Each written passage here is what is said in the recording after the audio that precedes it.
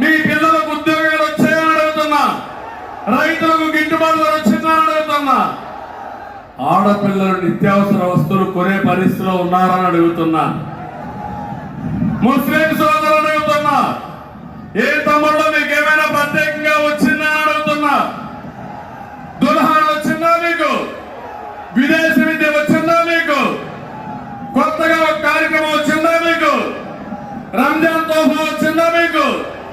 మరి ఎందుకే ఓటు? అతను అంటున్నాడు నేనేదో బీజేపీతో కలిశాను కాబట్టి మిమ్మల్ని ఓటేయమని. నీ కొత్తగా కలిశానా తమ్ముళ్ళు? బీజేపీతో 2014లో కలిశారు, అవునా కాదా?